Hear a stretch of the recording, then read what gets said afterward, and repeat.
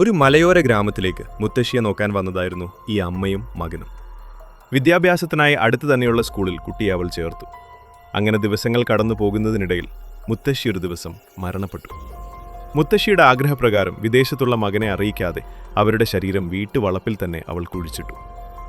ഒരു ദിവസം ജയിലിൽ പരിചയപ്പെട്ട ഷംന എന്നൊരു സ്ത്രീ അവളെ അന്വേഷിച്ചു ആ വീട്ടിലേക്ക് വന്നു.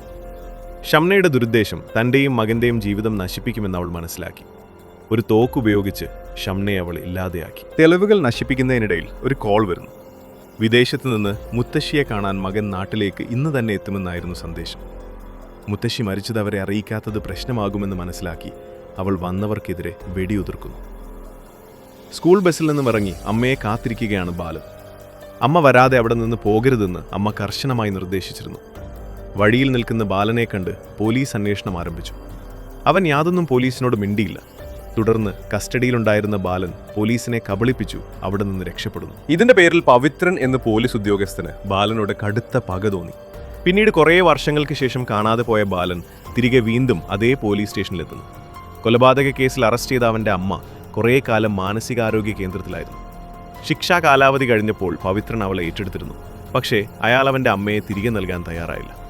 അബ്ബാസ് എന്ന പിടികിട്ട പുള്ളിയെ പിടിച്ചു നൽകിയാൽ അമ്മയെ തിരികെ നൽകുമോ എന്ന് ബാലൻ പവിത്രനോട് ചോദിച്ചു. അന്ന് പോലീസിൽ നിന്ന് രക്ഷപ്പെട്ട ബാലൻ ഇത്രയും വർഷങ്ങൾ അബ്ബാസിന്റെ ഒപ്പമായിരുന്നു താമസിച്ചത്. ഒടുവിൽ ബാലൻ അബ്ബാസിനെ പോലീസിന് ഒറ്റിക്കൊടുത്തു. അങ്ങനെ പവിത്രൻ അവന്റെ അമ്മയെ അവനെ കാണിച്ചു കൊടുത്തു. അമ്മയെ കണ്ടതും അവൻ അവിടെ നിന്ന് ഓടിപ്പോയി. ചെന്നെത്തിയത് അമ്മയെ പണ്ട് കാത്തിരുന്ന അതേ സ്ഥലത്തായിരുന്നു. ബസ് സ്റ്റേഷനിൽ കണ്ടുമുട്ടിയ മാനസിക പ്രശ്നമുള്ള ഒരു സ്ത്രീയുടെ ഐഡന്റിറ്റി കാർഡ് അമ്മ മോഷ്ടിച്ചിരുന്നു. അവരുടെ ഐഡന്റിറ്റിയിലായിരുന്നു വീട്ടിൽ ജോലിക്ക് കയറിയത്. മുത്തശ്ശി മരിച്ചപ്പോൾ ആ സ്ത്രീയെ അവൾ വീട്ടിൽ താമസിപ്പിച്ചു.